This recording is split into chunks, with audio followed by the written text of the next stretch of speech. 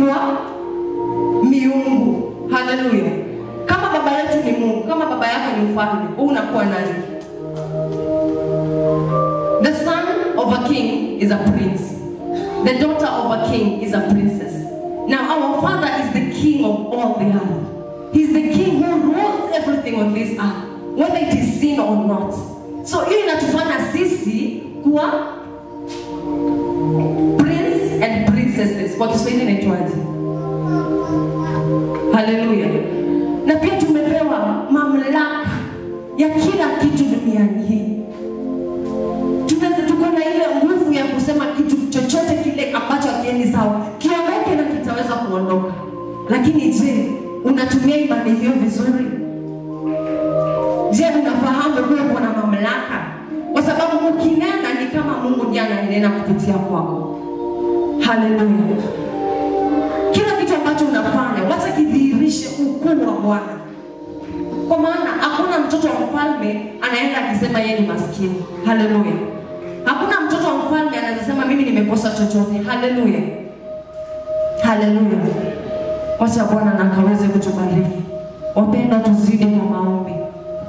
Tuzidi kwa maombi, maana hata Yesu aliwaambia wanafunzi wake, zidi kwa maombi ili msianguke katika majaribu. Ni mara ngapi unachukua nafasi yako kuomba? Ni mara ngapi unachukua nafasi yako kuzungumza na Bwana? Ni mara ngapi kwa wiki umechukua nafasi ukasema leo nimezungumza na Bwana? Ile mara moja tu unaamka, sasa zingine unasahau kuomba. Mnafikiria hivyo ndio Bwana anapenda? Lakini ni kwa ajili ya upendo wake, kwa ajili ya neema yake, ndio maana unaweza kuamka kila siku. Ila tusigoe wapuuza wapendwa. Wacha tuzidi kufuatia neno la Mungu. Wacha tuende tukiomba. Na tuwe mfano ya Mungu katika dunia hii. Na chochote kile ambacho utakataa duniani humu pia mbinguni itakataa. Haleluya. Kila chochote kile utakubali hapa duniani mbinguni pia inakubali. Maana pia in the book of Matthew inasema whatever you bind in earth, kile ambacho umekifunga, it is also bind in heaven. Whatever you release, you open on earth is already open in heaven. So kama ni yale magonjwa ambayo yanazidi kukusumbua kila mchana kila usiku, kataa. Niambie you have no power over me. Hauna mamlaka juu yangu. Haleluya. Na the moment umeikataa, hata mbinguni inashangilia nasema yenyewe anajua kile ambacho anafanya. Mara ngapi tumepuuza kutumia mamlaka ambayo tuko nayo? Haleluya.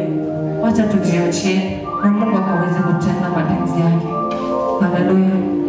Tunapoenda kwanza sifa, wacha na Mungu akaweze kunena nasi, akaweze kutuongoza na mapenzi yake yazidi kutendeka maishani mwetu. Haleluya. Kama unajua kwamba Mungu aliye mbinguni anakufahamu, anakujua kwa jina, kwa kila kitu ambacho unafanya anakujua. Yupo tu mahali amefungua mkono wake anasema njoo mwanangu na nitakupumzisha. Tusisahau upendo. Haleluya.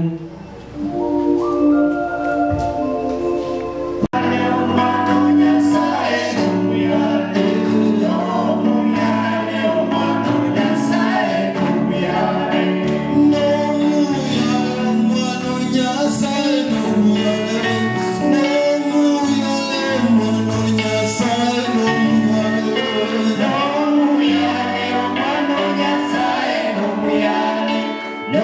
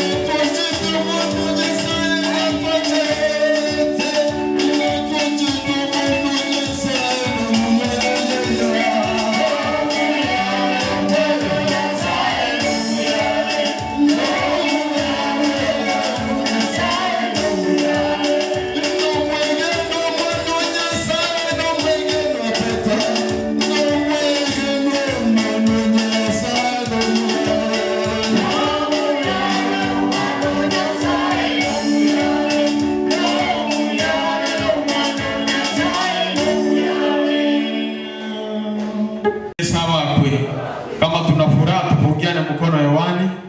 Amen. Nashukuru sana hii asubuhi njema.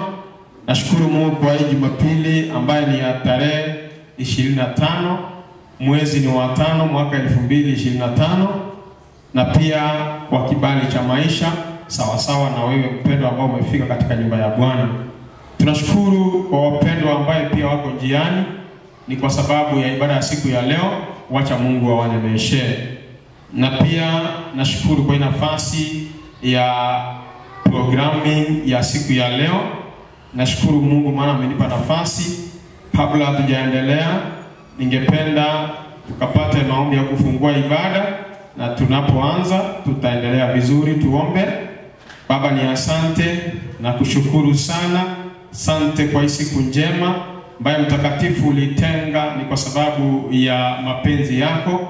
Nashukuru ni kwa sababu ya nafasi ambayo umepatia kila mmoja ambaye mtaingia katika nyumba yako siku ya leo.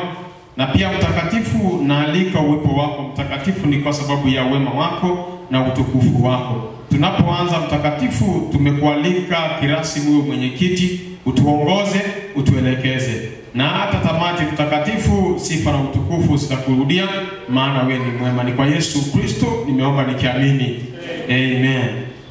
Tupate wazo kidogo kutoka kwenye Biblia. Ni kitabu cha Proverbs 11 verse number 2. Proverbs 11, Methali 11 mstari wa 2.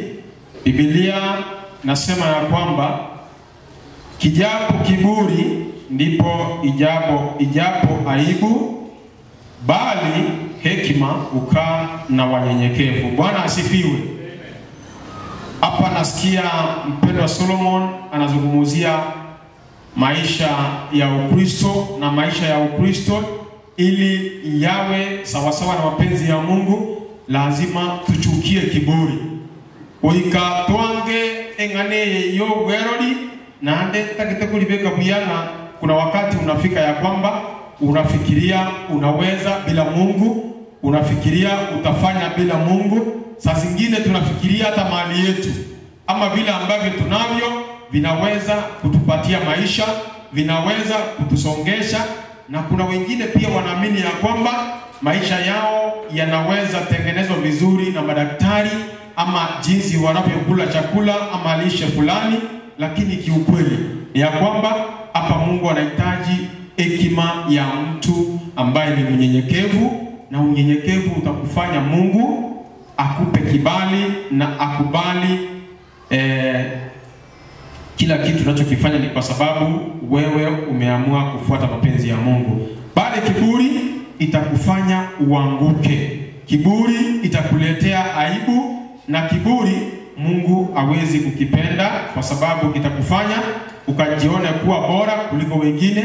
Kiburi itakufanya ukajione unaweza, na bila wewe mambo hayawezi kufanyika kwa wakati fulani, na bila wewe pengine unafikiria kwamba watu fulani hawataendelea, na kuna watu wanafikiria kwamba bila yeye katika familia iwezi simama.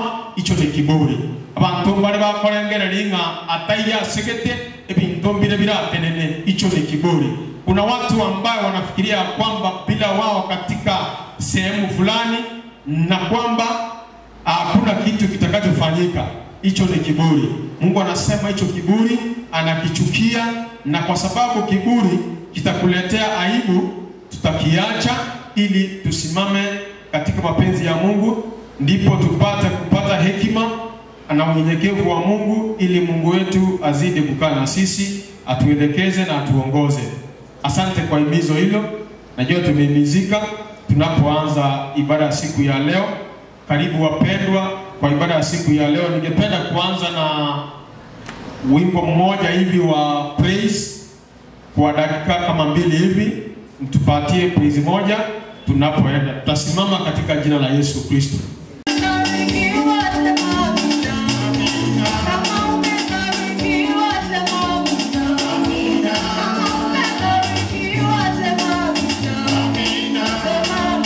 Amina.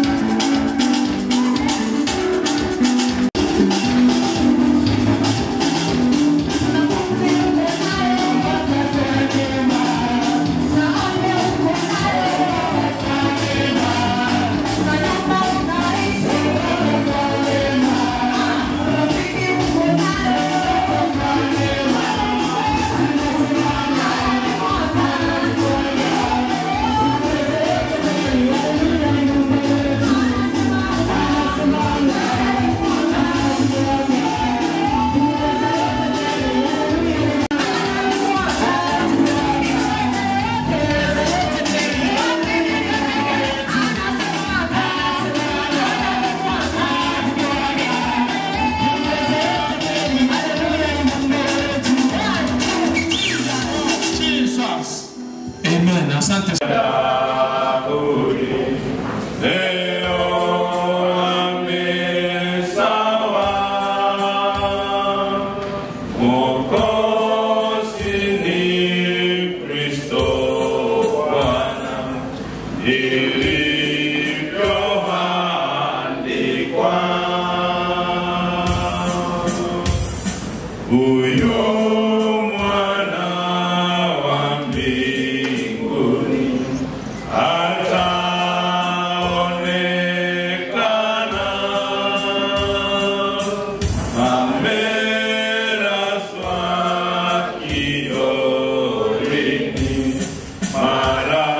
Marasiha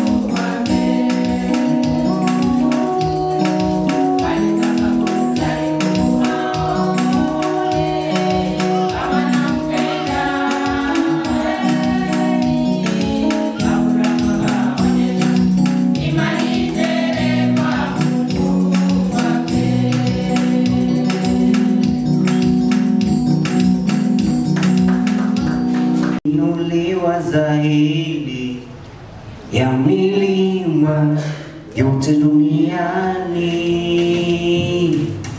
Matendo yako makuu ya ajabu yatisha kama nini. Umeinuliwa zaidi ya milima yote duniani. Matendo yako makuu ya ajabu yatisha kama nini. Umeinuliwa zaidi ya milima yote duniani.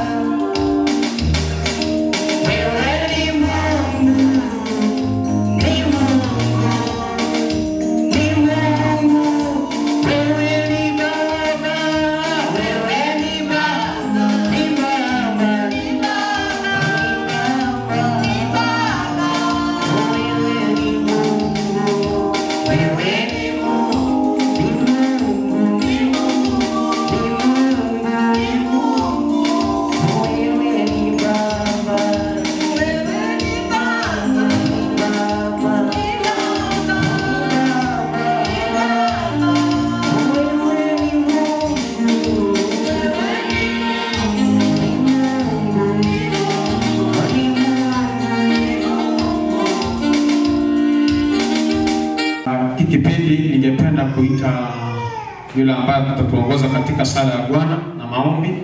Karibu sana. Amen. Is your name, oh Lord, excellent, how excellent is your name, oh Lord, excellent, how excellent is your name,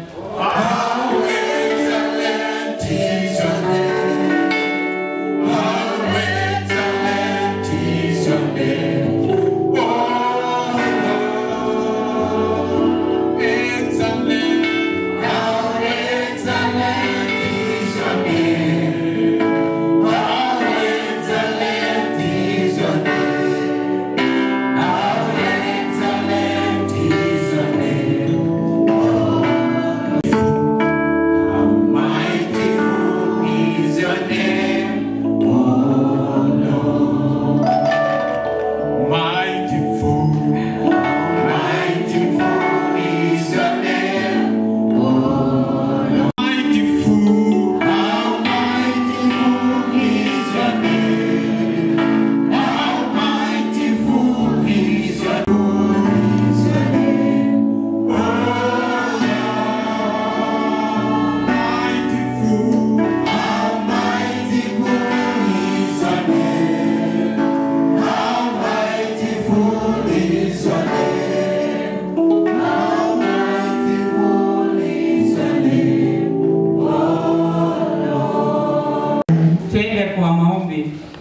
Onere Nyasaye itoyo liguru mono.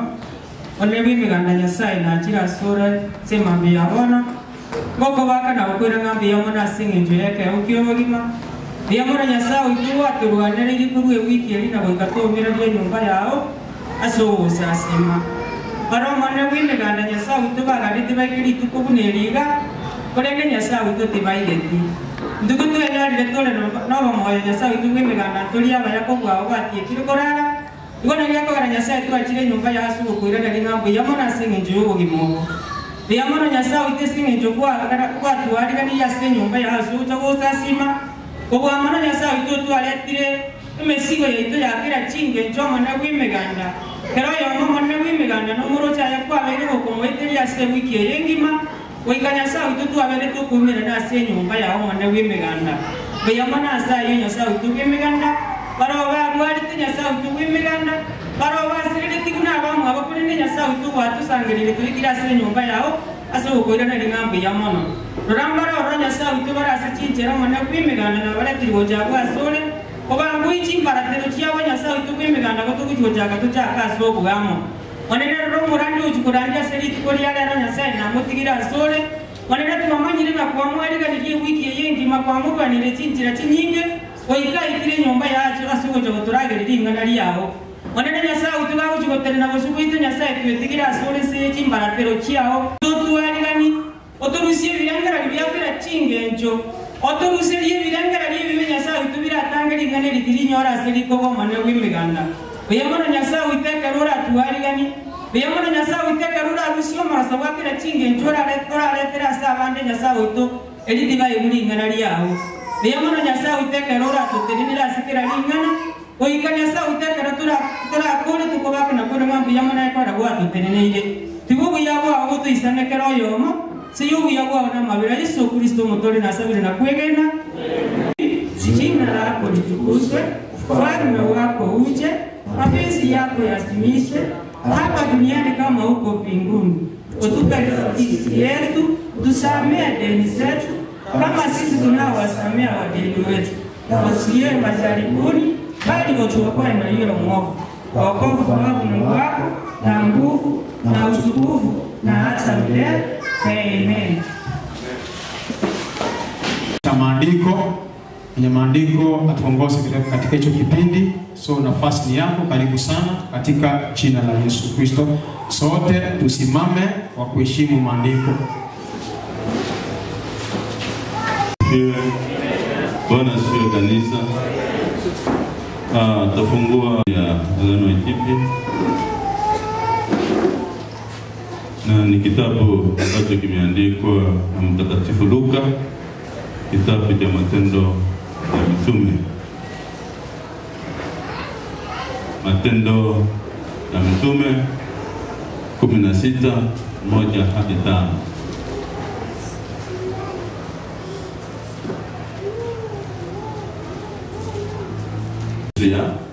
Hapo palikuwa na mwanafunzi mmoja jina lake Timotheo, mwana wa mwanamke Myahudi aliyeamini, lakini babaye alikuwa Myunani. Mtu huyu alishuhudiwa vema na ndugu waliokaa Lisia na Ikonia. Paulo akamtaka huyu afuatane naye, akamtoa akamtahiri kwa ajili ya Wayahudi waliokuwako pande zile, kwa maana wote walijua ya kuwa babaye ni Myunani. Basi walipokuwa wakipita kati ya miji ile, wakawapa zile amri zilizoamuliwa na mitume na wazee walioko Yerusalemu, ili wasisike. Makanisa yakatiwa nguvu katika ile imani, hesabu yao ikaongezeka kila siku. Mungu abariki andiko. Mungu kwa maandiko. So nafasi tena, wacha tupate praise moja tunapoendelea.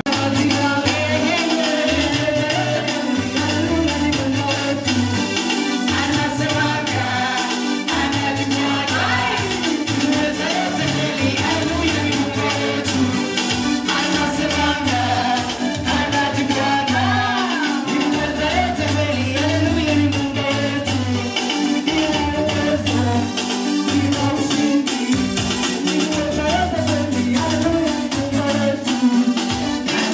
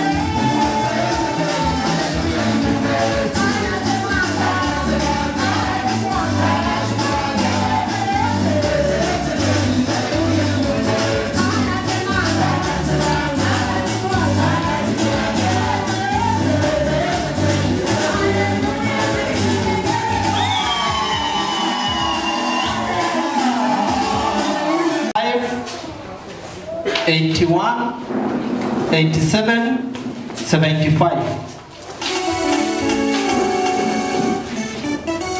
Sawa, weka muziki.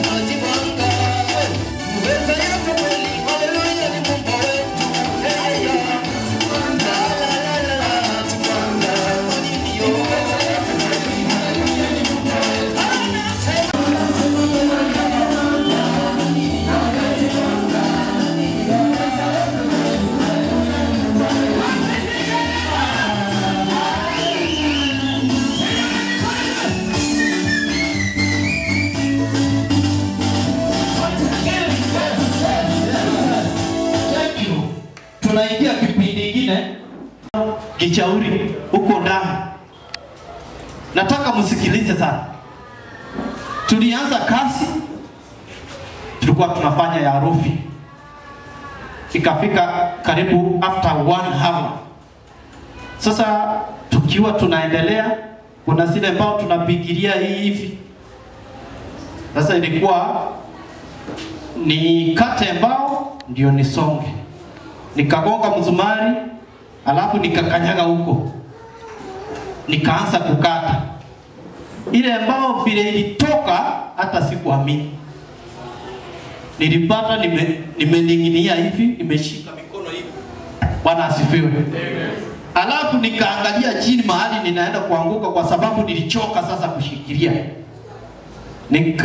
Nikakumbuka mguu mmoja iko na chuma. Bwana asifiwe. Nikasema sasa nikianguka namba moja na hii chuma sasa kitaumana. Nikakunja mguu mmoja. Alafu nikaangukia hii nyingine. Bwana asifiwe. Nilipoanguka chini, nilianguka nikiwa nimeweka magoti hivi. Mwenye alikuwa huko, alikuwa karibu 2 meters. Sasa akasema sasa ningekusaidia aje? Nilikuwa hapa lakini singeweza. Bwana asifiwe. Lakini ni nani alinisaidia? Ni Mungu. Bwana asifiwe. Na saa hii niko sawa, nikarudi juu tena tukaendelea na kazi. Bwana asifiwe. Ndiposa nikaanza kufikiria sasa mchungaji. Mchungaji anafanya kazi ya nani? Ya Mungu. Mchungaji ako na wakati mzuri sana wa kuomba na kusoma maandiko na kutembea na kuhubiria watu. Bwana asifiwe. Hiyo ndio kazi yake. Na mimi kazi yangu ni kuamuka nikijua mchungaji aliniombea, ninaenda kazi. Bwana asifiwe. Nikija hapa ninamwambia asante sana mchungaji, uliomba sana, niko hapa. Akienda kwake, ako na school fees, ako na watoto, anakula. Bwana asifiwe. Baba wetu na Mungu wetu, tumbele zako asubuhi hii njema ambayo umetujalia. Tunashukuru na tunaliinua jina lako ambalo ndilo jina linalostahili kuabudiwa na hata kuinuliwa. Kando na wewe, zaidi ya majina yote hakuna jina ambalo litashinda jina lako, ambalo hilo jina ni jina kuu. Ni jina ambalo tukilitamka tunaona nguvu zako, tukilitamka hata kama ni uponyaji tunaupokea. Tukitamka jina hilo Bwana tunapokea hata kama ni baraka ambazo zitokapo kwako. Ndio maana tumenyenyekea chini ya miguu yako tukijua sisi ni wana wako na wewe ni Baba yetu uliye juu mbinguni na hata uishie milele. Hakuna Mungu mwingine anayestahili kusifiwa, ni wewe tu Bwana. Asante ni kwa ajili ya kibali cha maisha ambayo umetukirimia Mungu wetu. Asante ni kwa ajili ya siku hii Bwana ambayo umetujalia kuiona. Sio kwa mapenzi yetu, sio kwa jitihada zetu, hatutakulipa lolote. ili hali kwamba ni kwa sababu ya uwezo wako na nguvu zako ndio maana tu vile tulivyo, na hata ndio maana tu chini ya ada hii kuja kukushukuru Bwana. Jina lako wacha liinuliwe kabisa na hata livadiwe Bwana, maana wewe ndiye unayestahili. Asante ni kwa ajili ya baraka ya ibada hii Bwana ambayo ulioiandaa peke yako. Asante ni kwa ajili ya wapendwa wao Bwana uliwaandaa kuja kukushukuru na hata kukuabudu Bwana. Wacha wakapate kuinuliwa Bwana na hata kubarikiwa Bwana, maana haya ni mapenzi yako na uwezo wako na nguvu zako. Baba, ninakushukuru ni kwa ajili ya kina mama, kina wazee, vijana Bwana, ni kwa sababu ya mapenzi yako, kwa ajili ya wanakwaya, wana wa Sunday school pamoja na walimu wao Bwana, na hata uongozi wa kanisa Mungu wetu. Wacha upewe sifa na hata uinuliwe Mungu wetu. Wana wako wamejitoa wao wenyewe, wametoa mili yao Bwana kuwa dhabihu yao ya kipekee. Wabariki Mungu wetu. Wametoa zaka zao, wametoa fungu lao la 10, wametoa shukrani yali na hata appreciation. Mungu wetu, unajua kila mmoja lengo ambalo ametolea ni lengo la aina gani Mungu wetu. Ninatamka chini baraka juu ya maisha yao, juu ya kazi zao, waingiapo watokapo Bwana, waone mkono wako. Bariki biashara yao, bariki kazi ya mikono yao, bariki kila mmoja. Tunajua kuna walimu, madaktari, wa injinia na hata wanafunzi Bwana. Uwabariki Bwana wanapopaa juu, wanaposhuka chini. Wewe ni Mungu wetu usiyeshindwa. Mtumishi wako ametoa ushuhuda wake wa kipekee. Hatukuwepo na yeye mwenyewe hakuwa na uwezo wa kujisaidia, lakini ninaamini kwamba Bwana alikutazamia na hakika Bwana ulimtendea makuu na ametoa shukrani zake Bwana. Endelea kumuhifadhi Bwana, endelea kumulinda Bwana, na hata sio yeye peke yake. Wengi tunapitia changamoto Mungu wetu, lakini kwa uwezo wako na nguvu zako tumefika siku ya leo. Tunapoendelea ibada hii Bwana, tunaomba uwepo wako uende pamoja nasi. Tunaomba nguvu zako, tunaomba Roho wako Mtakatifu kawe pamoja nasi hadi tamati. Tukimaliza tu vizuri Bwana, tutashukuru na kuliinua jina lako. Ni katika jina la Yesu Kristo na hata kuamini. Sunday school twaingia, hodi twaingia, hodi hodi twaingia, hodi twaingia. Sunday school twaingia, hodi twaingia, hodi hodi twaingia, hodi twaingia. Sunday school twaingia, Johnny msikie nyimbo zetu za sifa kanisa la Mungu. Sunday school twaingia, hodi twaingia, hodi hodi twaingia, hodi twaingia. Johnny msikie nyimbo zetu za sifa kanisa la Mungu. Sunday school twaingia, hodi twaingia, hodi hodi twaingia. Sunday school twaingia.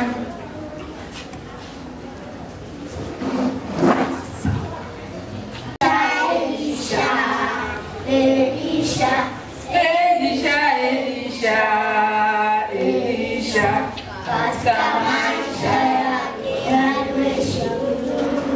katika maisha yake alimheshimu Mungu, ndipo akachaguliwa kuwa nabii, ndipo akachaguliwa kuwa nabii.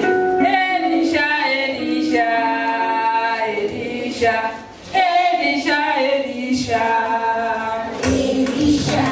katika maisha yake alimheshimu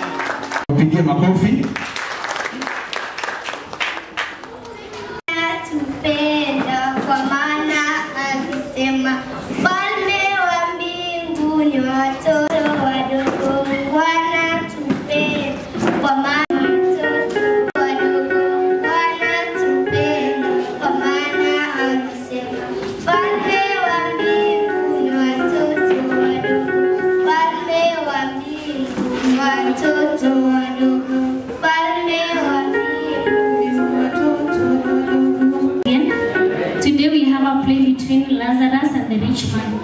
It comes from the book of Luke chapter 16, verse 19 to 31. We're going to begin.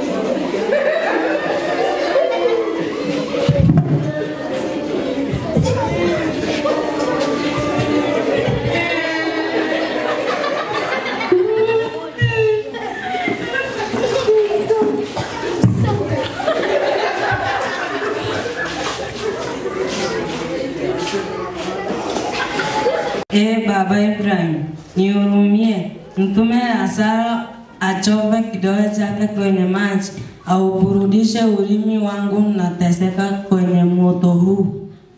Mwanangu, kumbuka maisha na Lazarus vivyo aliyapata mabaya, na sasa yeye yupo hapa anafarijiwa na wewe unaumizwa. Na zaidi ya hayo, kati yetu sisi na nyinyi umewekwa shimo kubwa, ili wale watakao kutoka huko kwenda kwenu wasiweze, wala watu wa kwenu wasifuke kuja kwetu.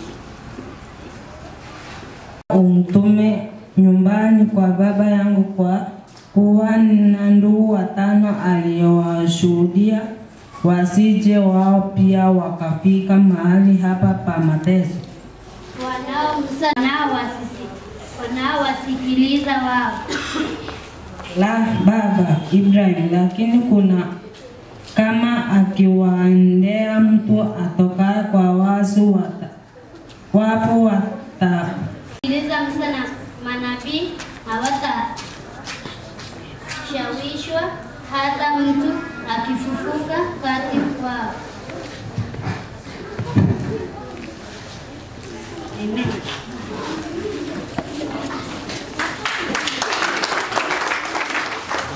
Umeona, huyu alikuwa tajiri, huyu alikuwa Abraham, huyu alikuwa Lazarus. Alafu hawa ni wasaidizi wa tajiri.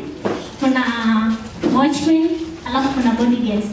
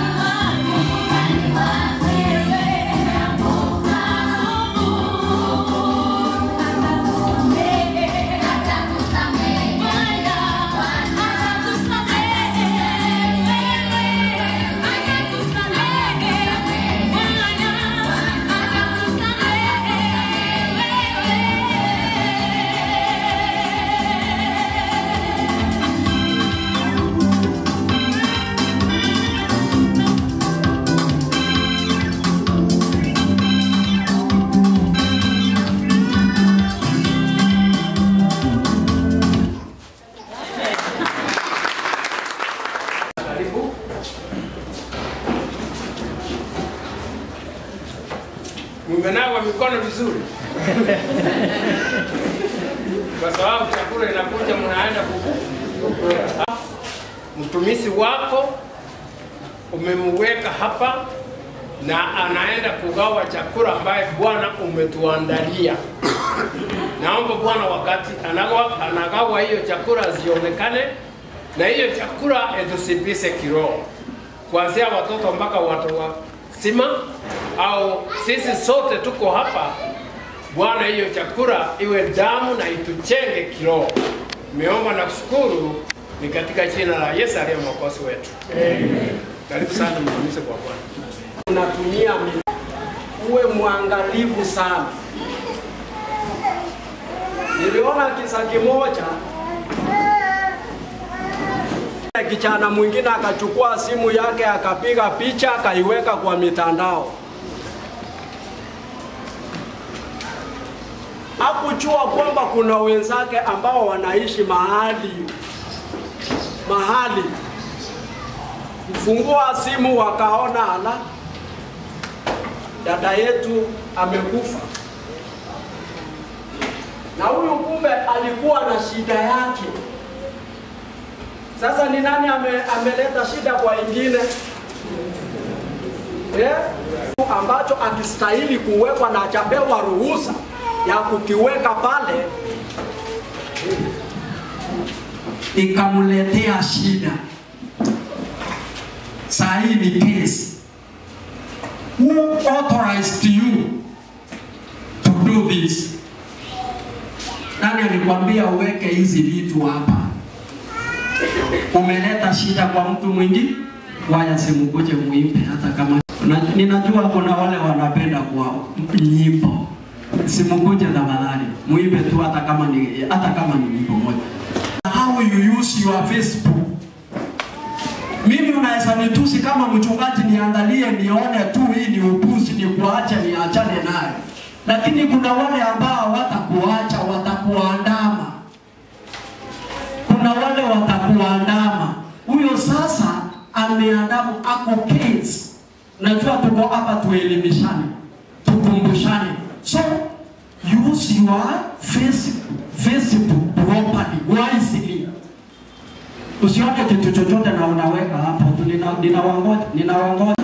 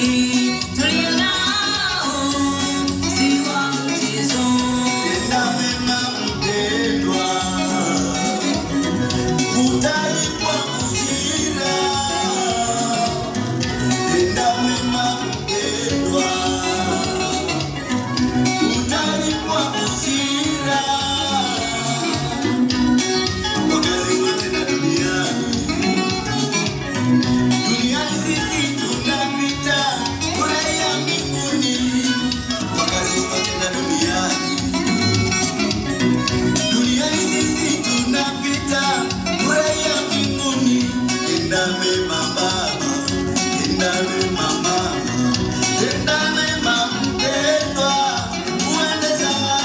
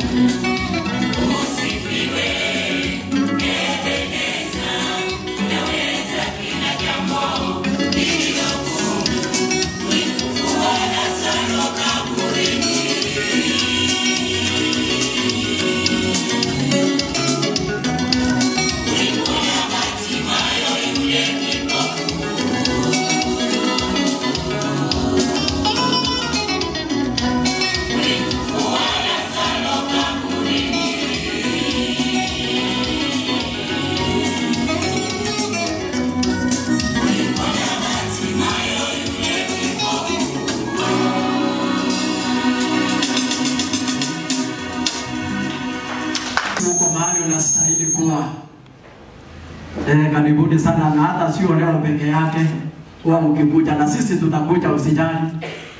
Tuko na tunaendelea. Mungu anatupenda na nyinyi tunajua na wapenda. Mungu wetu awabariki sana, na karibu kwa injili ya siku ya leo. Na asante kwa matoleo yenu ya kunitia moyo na kuniweka nguvu kufanya hii kazi ya Mungu, na asante kwa maombi yenu. Sio hata mimi peke yangu ninawaombea, ninajua hata nyinyi mnaniombea. Endeleeni kuniombea kwa hii kazi ya Mungu. Kitabu ni cha Matendo ya Mitume, sura ni 16 mstari wa kwanza hadi wa 5. Hapo ndio tulisoma ama tulisomewa asubuhi.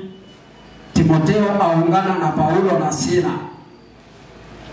Paulo akafika Derbe na kisha Listra, ambako kulikuwa na mwanafunzi mmoja jina lake Timotheo, ambaye mama yake alikuwa Myahudi aliyeamini, lakini baba yake alikuwa Myunani. Alikuwa amesifiwa sana na wale ndugu waliokuwa wameamini huko Listra na Ikonio. Paulo alitaka Timotheo afuatane naye, hivyo akamchukua na kumtahiri kwa sababu ya Wayahudi waliokuwa wanaishi eneo lile, kwa maana wote walimjua baba yake ni Myunani.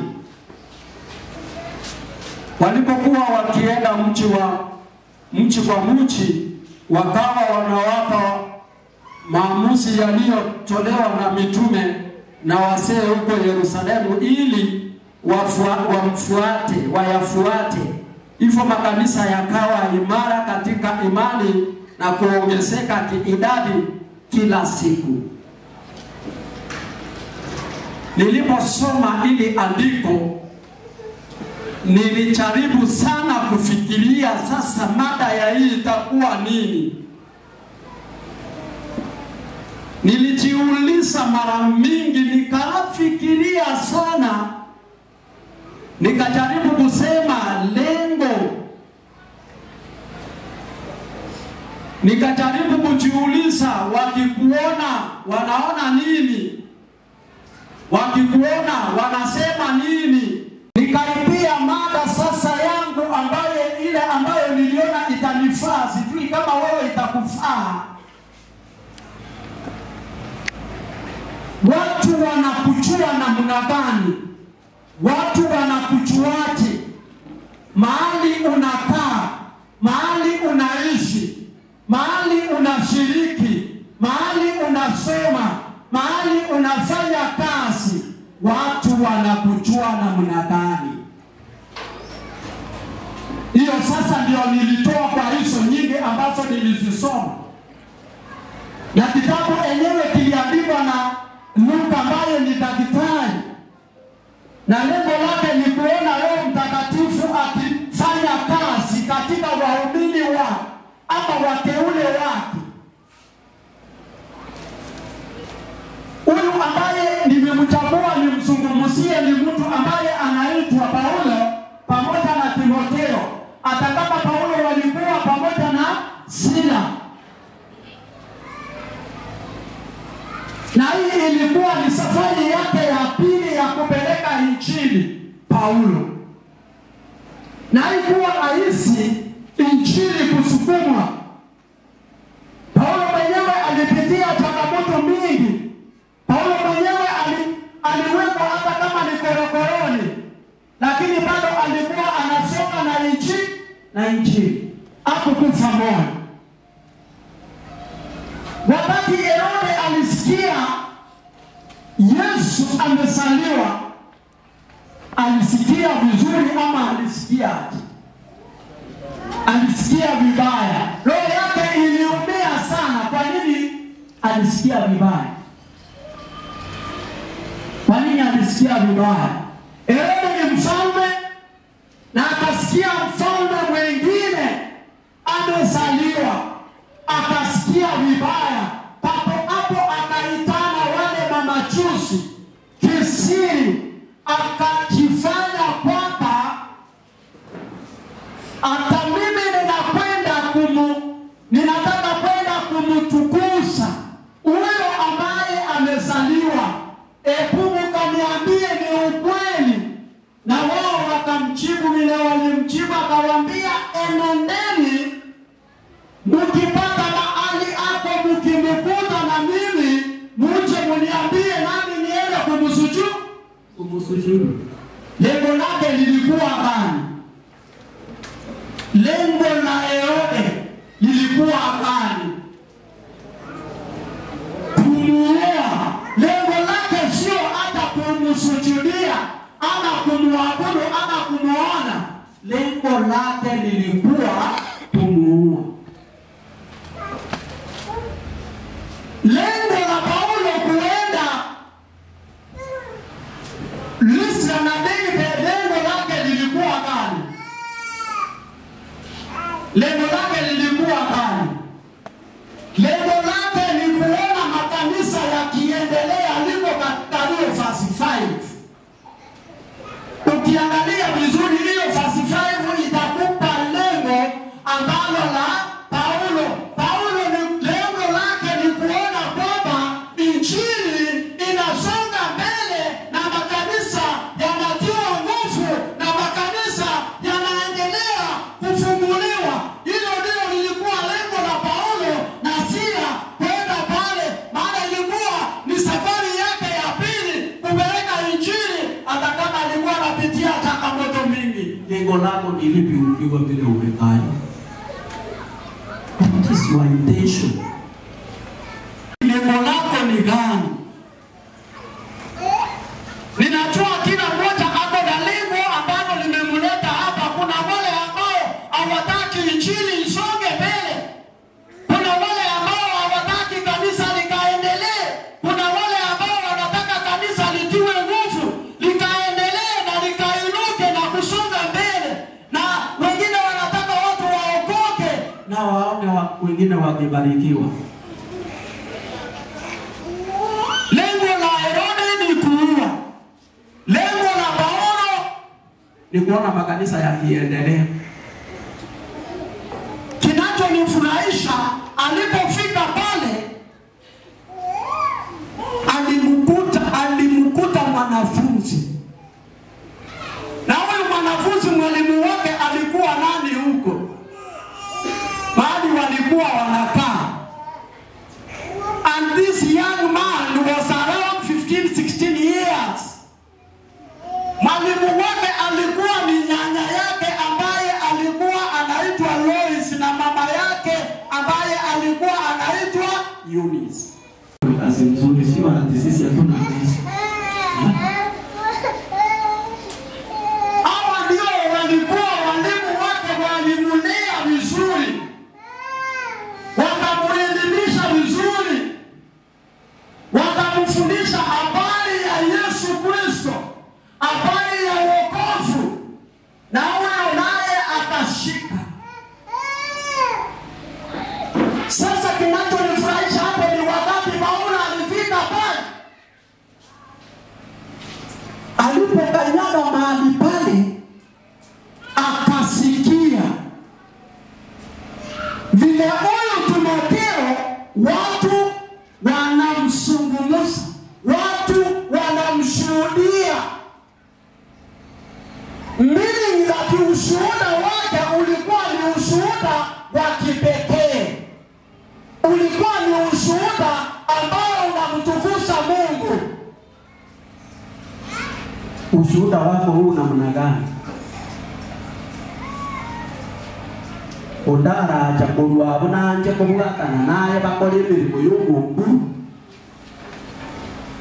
Undaru wabo aje ategerere na kyara ihomo kurano na kandi bakora imirimo yaye nere. Paulo akasikia hiyo habari yote, akasema huyu ndiye tutaambatana na yeye tukafanye kazi ya Mungu, maana lengo langu ni kufanya kazi ya Mungu. Hakutafuta mwenye akona cheo kikubwa, hakutafuta mwenye ambaye watasukuma injili na yeye, watafungua makanisa na yeye. Akasema huyu ndiye tutaandamana pamoja na yeye, huyu ndiye tutashikana pamoja na yeye tukafanye kazi ya Mungu. Fikiria haya maandiko sana. Nikiendelea kusoma, aliposikia Timotheo ni mtu mzuri, ushuhuda wake ni mzuri, yani hiyo ako ka historia, nikaanza kusema sasa vile Paulo atazungumzia, atamuuliza masomo yake, atamuuliza wewe ni wa cheo gani, lakini hakuna sikupata mahali alimuuliza ulisoma mpaka wapi. Sisemi musisome, akumuuliza wewe ulisoma chuo gani, ulisoma Bible school gani. Alisikia vile watu walikuwa wanamsifu, akasikia ushuhuda wake, akasema huyu ndiye tutaambatana pamoja na yeye tufanye kazi ya Mungu. Uko na mali kiasi gani? Uko na umri wala gani? Umefanya hii kazi miaka gani? Hakumuuliza hayo, muuliza tu alisikia. Watu wakisikia habari yako wanaisikiaje? How do they know you?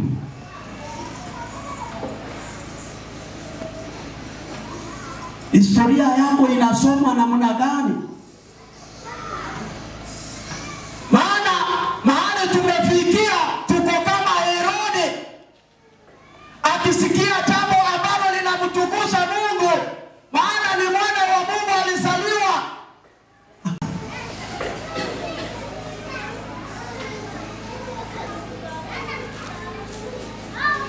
Akamuondoka uchikotoka kwa usiri kwa soma kali ngibu walia mtoto kwa tabata hii hata waisi familia haifai kupata kusoma. Mchungaji alipatikana kwa familia yenu, hata waisi huyo hafai kuwa mchungaji. Mwalimu akipatikana kwa familia yenu, kuna wale wanasema huyo hafai kuwa mwalimu huyu. hii familia wacha ikae tu hivi. Hapo ndio tuko. Lakini Paulo alipofika pale akasema kwamba licha ya wengine, maana waliomtolea ushuhuda ni waumini. Si Biblia inasema hivyo? Waumini walioamini ndio walimtolea ushuhuda. Watakutolea ushuhuda mbaya, lakini anataka injili isonge iendelee, lazima atakutolea ushuhuda mzuri. Lazima atakutolea ushuhuda mzuri. Lazima atasema hakika huyo ni pastor, huyo ni mwanakwaya, huyo ni Mkristo. Lakini kuna baadhi ya wengine ambao wamepewa majina. Paulo akaona kwamba huyu lazima niandamane pamoja na yeye, maana nimesikia habari yake, nimesikia ushuhuda wake. Sasa mmeanza kuona ni kwa nini alikubali kuandamana pamoja na yeye? Kwa sababu ya ushuhuda. Ushuhuda wako unaweza fanya mtu aandamane pamoja na wewe kufanya hii kazi ya Mungu. Tena kitu kingine, yani huyu anajulikana tu vizuri. Was a well-known young man. A well-known young man. Yuko utumanita ni temuya. Ogo kwanu muya. Mayone toko kwanu muya. Injili haitasonga na injili haitaendelea. Mfano mimi ni msherati. Unipate mahali nikuje kusimama mbele yako kukuhubiria. Utakubali?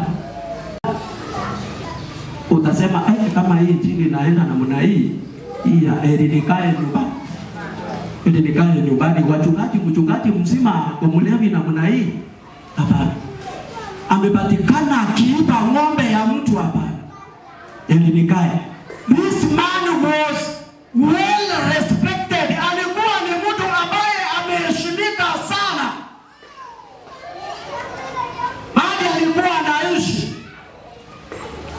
alikuwa ameheshimika sana.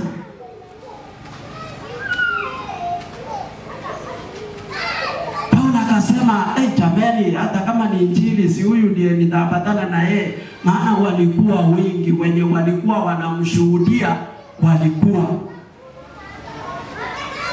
Wakasema huyu Paulo akasema alichokifanya Paulo ni kuamua kumtahiri kama ilivyo desturi, apate kibali cha kuenda pamoja na yeye kufanya kazi ya Mungu. Maana baba yake alikuwa Mgiriki na alikuwa hajaokoka. Hiki kitakuwa kizuizi cha kufanya kazi ya Mungu, na huyu lazima nimfanyie ndio tusonge mbele na yeye. Angalia kile ambacho kinazuia kazi yako ukakiondoe, usonge mbele na kazi ya Mungu.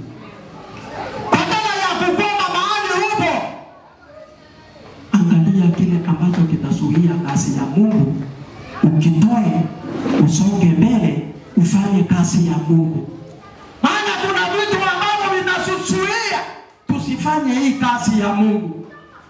Watu wazuri wamezuiliwa kufanya kazi ya Mungu au tahitimu umri. Lakini hapa nikiangalia, Paulo hakumuuliza umefika umri 15 years. Was a young man. 15, 16. Ukiendelea tu, Paulo was ordained even he was 21 years. Paulo akaordain Timotheo. Kitu kingine ambacho aliona, maana hiki kitabu kilikuwa kinaongozwa na Roho Mtakatifu. Aliona huyu ametimiza kile ambacho kimeandikwa katika Timotheo wa kwanza 3:7. Ametimiza hapo. Sijui unasema nini huko. 1 Timothy 3:7 sijui unasema nini. Paulo akaangalia akaona kwamba huyu hiki amekitimiza, kwa maana hiki kitabu kilikuwa kinaongozwa na Roho Mtakatifu. endinde tabaisa kogwa ase ogosoerwa na ase omweto o Saitani. Kiswahili nasema namna gani kama umebaki? Kiswahili tena imempasa kushuhudiwa mema na watu walio nje ili asianguke katika lawama na mtego wa Ibilisi. Tosha. Inamfaa niandamane pamoja na yeye. Maana nikitembea na yeye injili itasoma, makanisa yatatiwa nguvu, injili itainuka, makanisa yatafunguliwa badala ya kufungua kanisa. Akaamua kuandamana pamoja na yeye.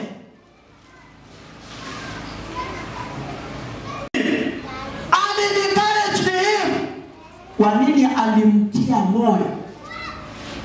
Kwa nini Paulo akamtia moyo?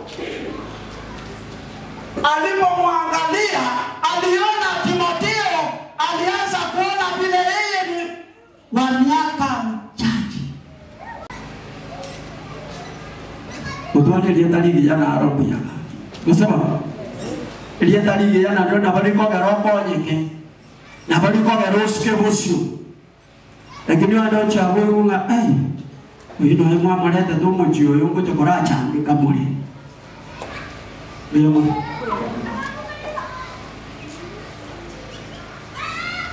akamfundisha, akamzungumzia, akamtia moyo kama vile ninawatia moyo.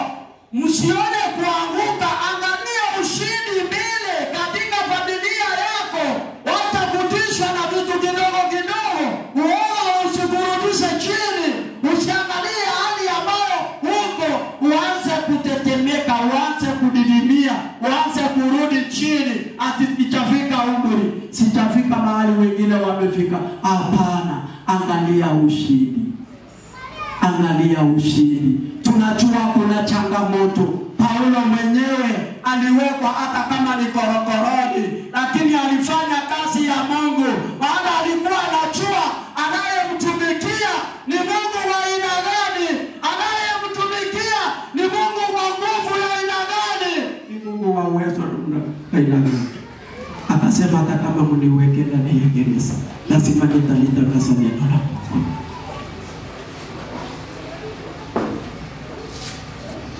Angalia ushindi. Maana kuna mambo ambayo unataka kuyafanya, unasikia wanasema wacha tumuone tu. Atora morolera. Atora. Na ewa kwa moyo, watagete gukore gitekia, wanyora gwa kuro moyo, kuboire, watigire kwagacha none nyumba. Si kuna wengine bado wanaogopa hata kama ni kuchenga. Wengine wanasema sisi familia yetu inajulikana kwamba watoto hawatasoma. Nani amekwambia hivyo? Paulo akamtia moyo, akamtia nguvu, akamwambia usiogope mambo mingi. Wewe tutasonga na wewe, na hakika makanisa yatainuliwa na yatafunguliwa na kazi ya Mungu itainuka na itaendelea. Sisi hatutaki kujali wewe ni umri wa kiasi gani.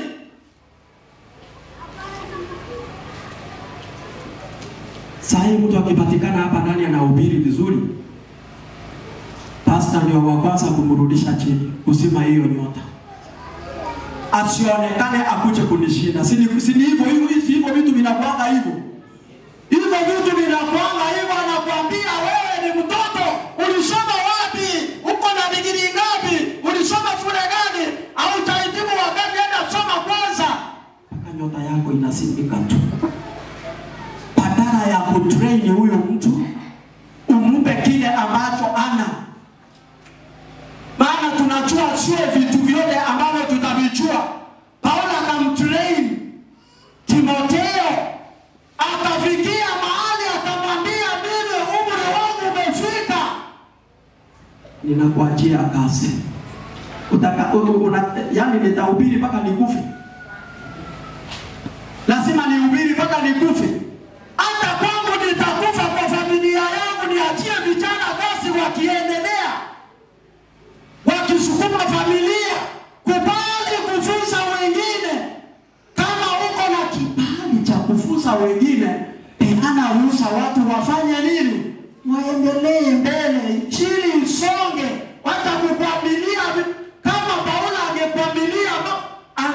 akaenda na Timotheo. Kwanza unajua alikuanga na kina Sila, kina John Mark, wakatengana, akaachana na John Mark, akaandamana na Paulo. Mungu akampatia mwingine mbele ambaye anaitwa Timotheo, wakasukuma injili. Mungu hawezi akakuacha hata kama utabaki peke yako.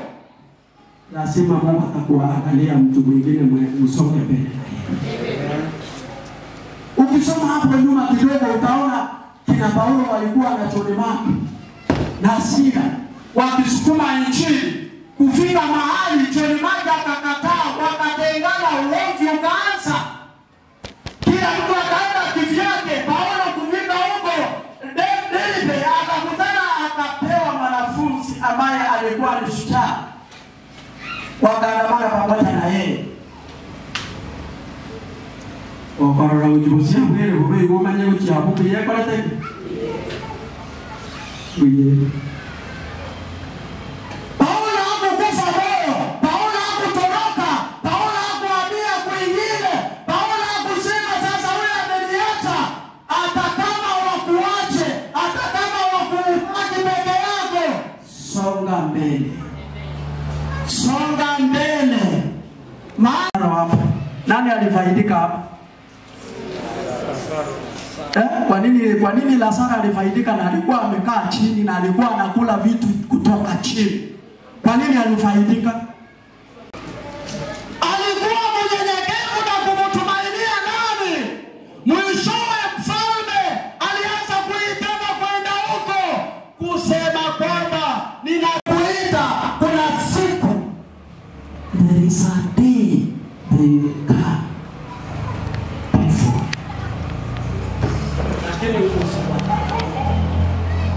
Usiwadharau. Wewe wahurumie, wasaidie, wasamehe. Maana msamaha kuna forgiveness hapa ndani. Kuna forgiveness. I know there is a day, one morning, one day, one evening, they will come before you. Na wewe usiwafukuze. Walete karibu na wewe, waambie habari ya nani. Usianze kujipiga kifua kwamba sasa amefika mwisho ndio ataona, ndio na mimi nitamukanyagia. Let us have that habit of training others. Tufanye kama vile Paulo alifanya.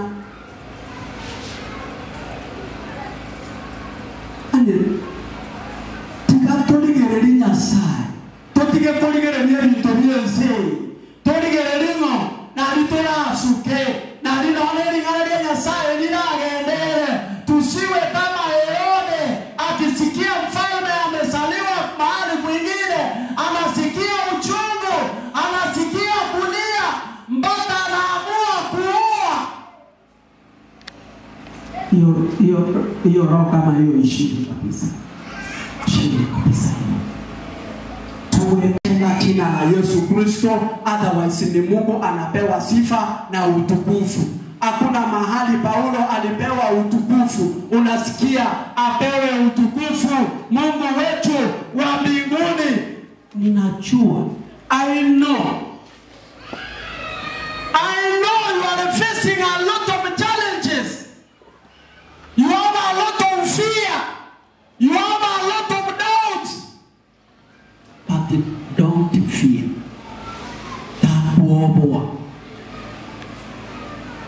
Don't fear. I know you have a lot of challenges. You have a lot of fear. How am I? Na kibono moja muikanaona asali. Na kingoja wakariki. Ya, takuoboa na usife moyo. Wewe simama imara, songa mbele, ita jina la Yesu. Yesu mwenyewe atakupigania, atakuona ushindi ukitoka kwa Yesu Kristo. Mbele nina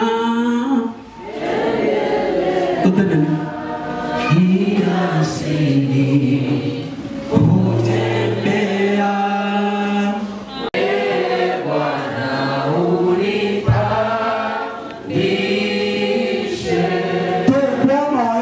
cheti konya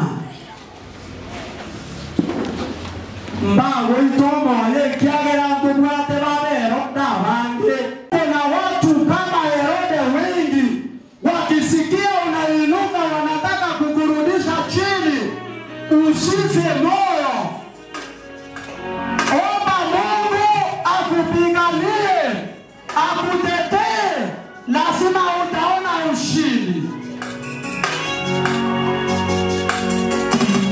Usipone mahali upo ufe moyo, useme nimekuachia kanisa, useme nimekuachia kikundi, useme nimekuachia familia, useme ninataka kujinyonga, ninataka kufanya hii. Hapana, usione kuanguka, angalia ushindi. Maana ushindi unatoka kwa Baba yetu. Ushindi hautoki kwa binadamu.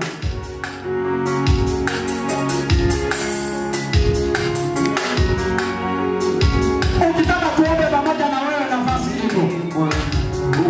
Umekufa moyo, umelia muda mrefu, wamekukwamisha mahali, kumbe haujui kwamba unafaa kuenda mbele, unafai kusimama mahali. Kutembea maumivu yasikie, Bwana unipa nishe mbele nina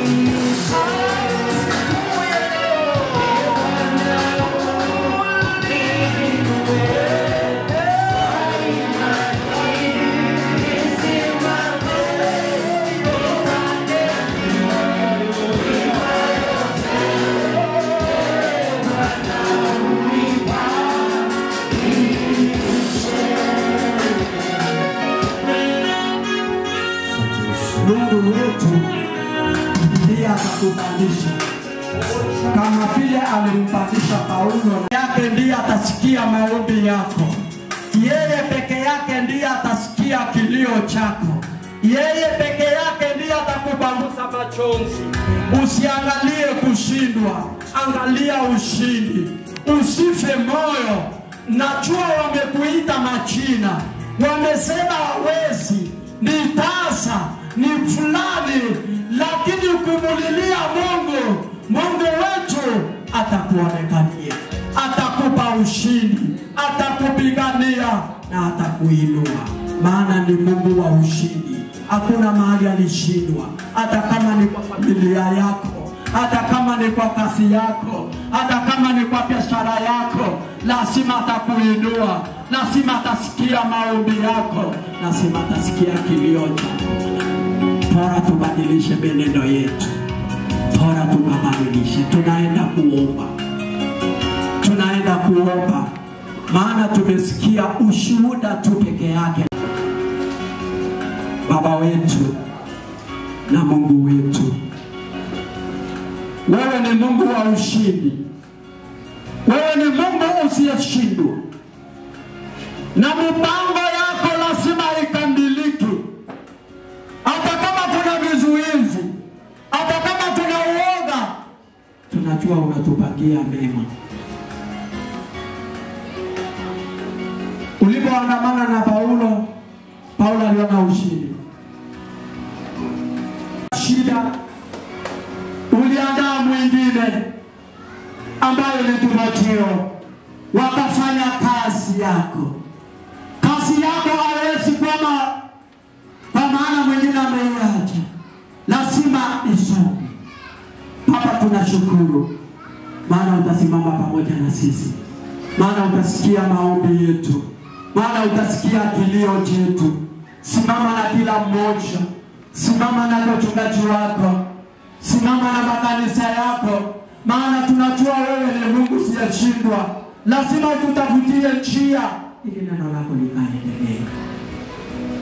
Ili neno tumelisikia, hata litutie nguvu na lituinue, likatubariki. Maana wewe ni Mungu, wewe ndiye tumaini letu, wewe ndiye kimbilio letu. Bariki kila mkia, maombi ya kila mmoja katika jina la Yesu Kristo tunaomba. Barikiwa na neema ya Mungu wetu.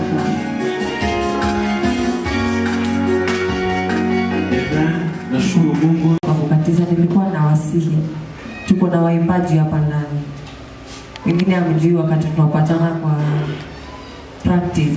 Tafadhali kama unaweza imba na unajua wewe ni mwana sifa na ibada, tafadhali karibu tusifu pamoja, kwa maana ministry si kidogo, tunahitaji practice na tuungane tu pamoja. Asanteni. Mtakatifu ishie juu mbinguni, angalia Bwana, tulianza ibada pamoja na wewe na tumetamatisha pamoja na wewe. Angalia Bwana, tunapoenda kugawanyika Bwana, tuomba Bwana uweze kutoka pamoja nasi. Tuongoze Bwana, tuendapo manyumbani mwetu Bwana, tuomba Roho wako Mtakatifu aweze kutuongoza. Nimeomba Bwana nikiamini ni katika jina la Yesu aliye mwombezi mwema.